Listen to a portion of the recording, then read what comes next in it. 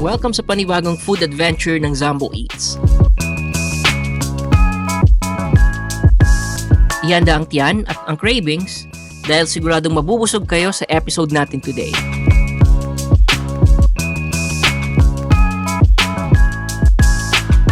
This time, samahan ninyo kami as we explore ang ilan sa mga pinakamasarap na beef pares dito mismo sa Zamboanga City.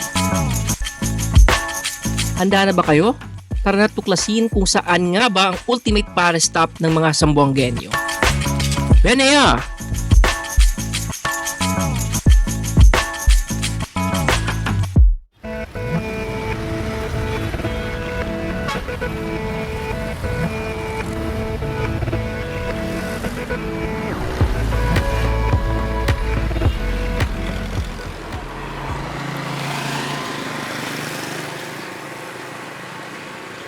Hello everyone and welcome sa panibagong episode ng Zambo Eats.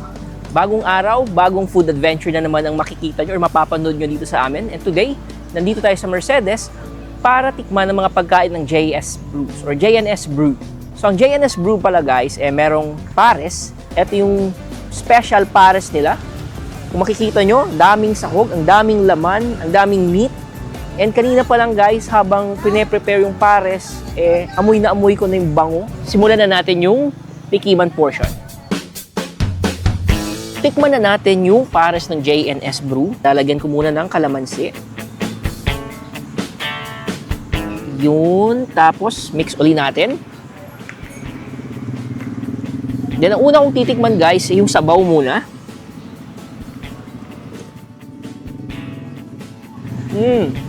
Tamang-tama yung lasa, hindi maalat, hindi matamis. After nung sabaw, lalagyan natin ng meat yung kanin. And first bite nung pares ng JNS Brew. Hindi siya maalat, hindi siya matamis. Tamang-tama yung lasa niya.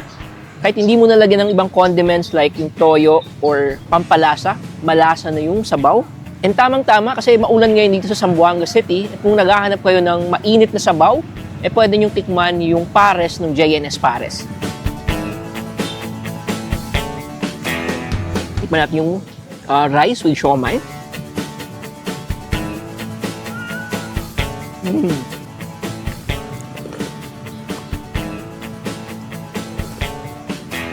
Again guys, wala akong ibang masabi kundi masarap. Babalik-balikan ko tong pares nila. Kasi again, hindi mo na kailangan ng pampalasa. Masarap na siya, malasa. Maraming sahog, madaming karne. Nandito ulit tayo sa Cabaluay Mercedes Bypass Road or Mercedes Cabaluay Bypass Road, and this time binisita natin ang 4J's Pares.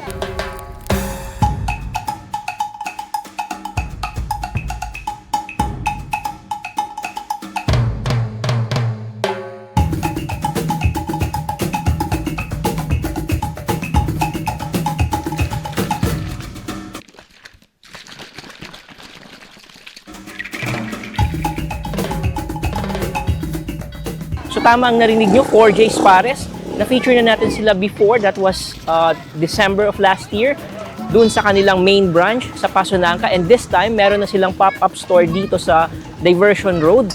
And tikman natin uli yung pares nila. So ang titikman natin pares dito guys sa 4J's Pares, yung overload pares nila. Meron silang special mommy. And before tayo magsimula sa pagtikim ng pagkain, kung di ka pa nakasubscribe sa aming YouTube channel, paki-subscribe naman po and malaking tulong po yun sa pagpapatuloy ng channel namin. And kung di ka pa naka-follow sa aming Facebook account, paki-follow kami at Zambo Eats. So tara, tikman natin yung pagkain or pares ng 4J's Pares. So ito yung special mommy nila guys. So merong noodles, merong beef meat, meron rin siyang buto-buto ng baka, and meron rin kalahating itlog or hard-boiled egg na kalahati. Okay, after natin lagyan ng kalamansi, is lalagyan natin siya ng chili oil, yung overload pares. Bago natin tikman yung noodles, titikman ko muna yung sabaw. So, haluin lang natin ng konti.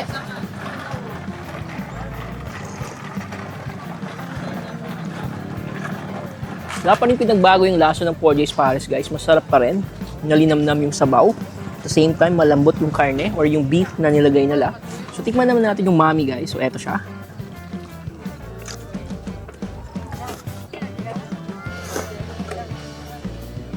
Napaka-firm ng noodles. Once again, walang pinagbago. Consistent pa rin yung lasa nila way back nung unang natikman natin yung pares nila way back December. So, ganun na ganun pa rin yung lasa. And yung sabaw, masarap pa rin. So, kuha tayo ng karne. And sa halagang 100 peso guys, ito na yung makukuha nyo. Siksik sa laman, di tinipid yung sangkap. At the same time, masarap. And garantisado akong sulit yung ibabayad nyo sa 100 pesos dito sa Special Mommy ng 4J's Pares.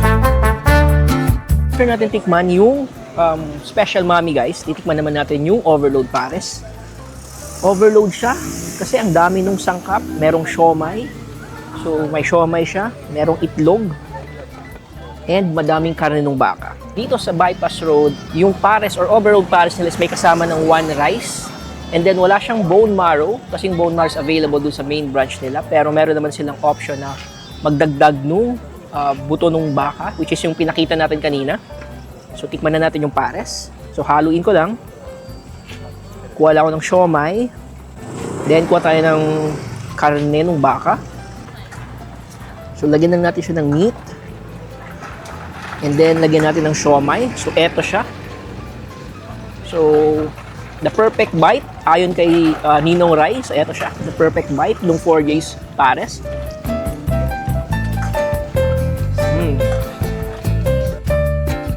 Kahit hindi mo nalagyan ng pampalasa like yung patis or toyo or even yung chili oil nila, malasa na yung Pares ng 4J's.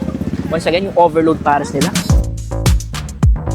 Dito kami ngayon sa Veterans Avenue Zone 4, malapit sa Exit Gate 2, General Hospital ng Zamboanga City. Kilala rin sila sa kanilang savory at napaka-meaty na beef pares. Sabaw pa lang ay mapapawaw ka na sa sarap.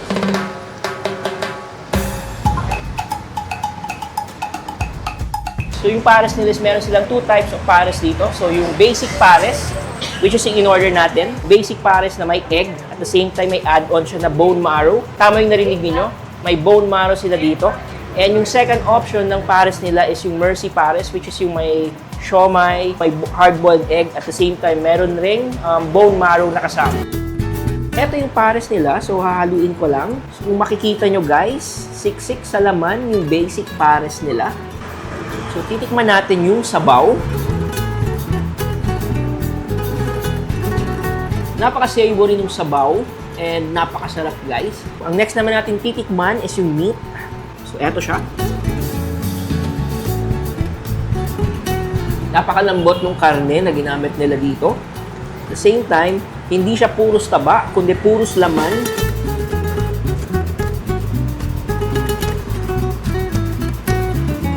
Itong pares nila guys ay tamang-tama pag nag-crave ka ng something hot and savory. So, tamang-tama tong pares na to. So, marami na akong natikmang pares dito sa Zamboanga. And nakakatuwang isipin na bawat store may kanya-kanyang version ng pares. And itong pares ng Papsilok is nagsa-stand out din katulad ng mga ibang store na pinuntahan natin na nag-o-offer ng pares.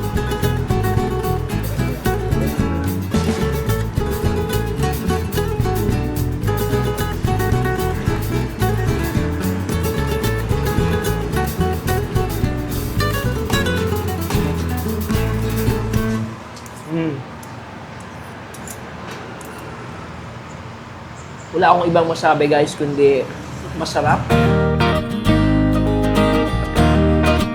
This time, nandito ulit tayo sa Barangay Santa Maria para tikman ang pares ni Art. Ang paresan ni Art ay isa sa mga kilalang kainan dito sa Zamboanga. Matagal na silang nag-ooperate at marami na ring pinagdaan ng pagsubok.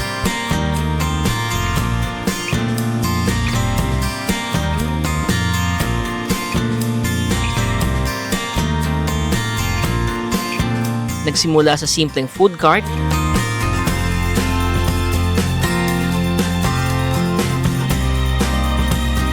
nagkaroon ng pwesto,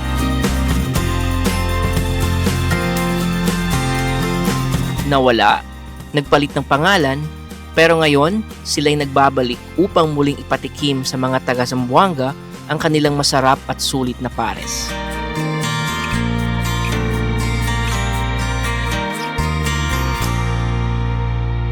So yung mga in-order pala natin guys is yung pares nila. And then meron silang mami. So inabutan na tayo ng ulan. So kung makikita nyo sa background natin ngayon, umuulan dito sa Zamboanga.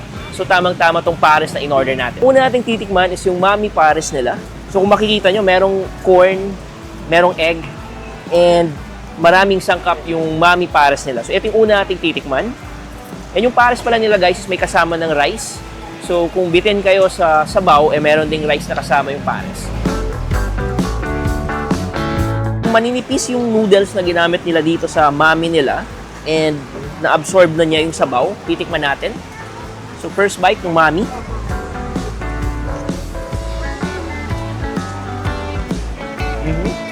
Malasa yung sabaw.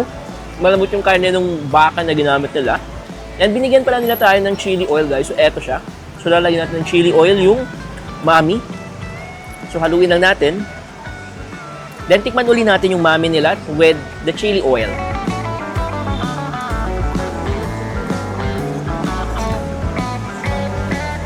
Mas na-enhance yung lasa ng mami nung lagyan natin ng chili oil, guys. Maanghang yung chili oil. Tamang-tama sa maulan na panahon.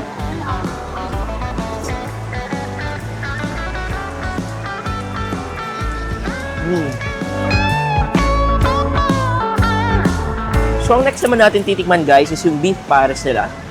So, same nung mami pares, meron ring egg, isang pirasong hard-boiled egg, merong corn, and meron ring siomai, at the same time maraming beef meat. So, ito yung next na titikman natin. So, hahaluin ko lang.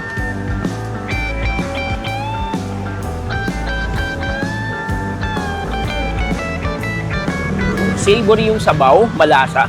Then, next naman natin titikman is yung beef meat. So, kuha tayo.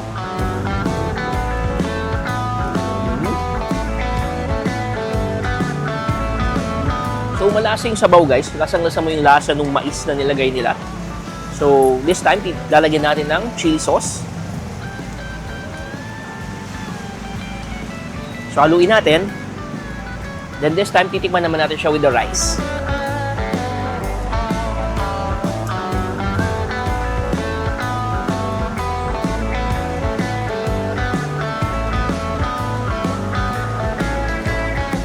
Tamang-tama talaga yung pares na to kasi kung nakikita nyo sa background natin ngayon, maulan dito sa Zamboanga City, malamig.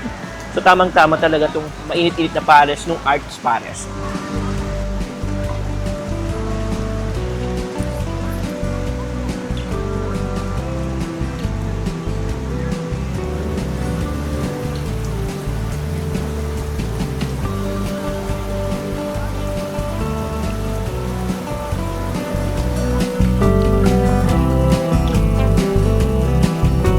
Dito tayo sa Barangay Buhalan para bisitahin ang Takoyaki Street at tikman ang nagsasarapan nilang street food.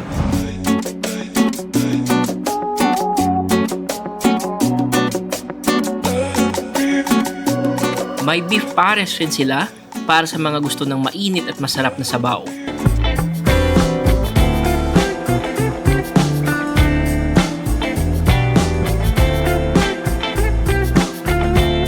So after natin tikman yung mga street food ng Takoyaki Street, this time, tikman naman natin yung pares nila. So sakto, maulan ngayong gabi and medyo malamig. So saktong-sakto tong mainit na pares ng Takoyaki Street.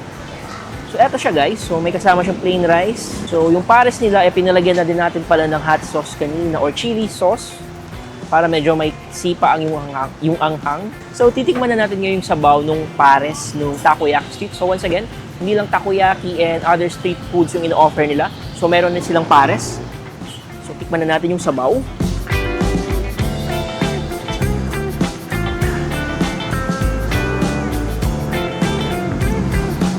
Medyo manamis-namis yung sabaw and good combination yung chili sauce na nilagay natin. So, medyo maanghang siya na manamis-namis and mainit. Good thing na mainit yung pares kasi ngayong gabi is medyo maulan ngayon dito sa Zamboanga City. So, tamang-tama talaga itong pares na to.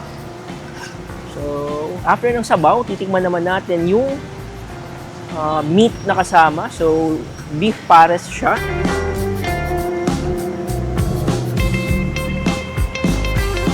So, lagyan na natin ng sabaw yung kanin. And this time, titikman natin siya with rice. Napaka-savory yung sabaw, guys.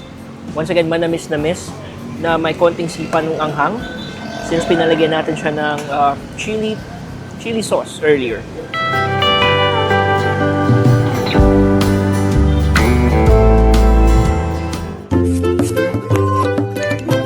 That's yummy.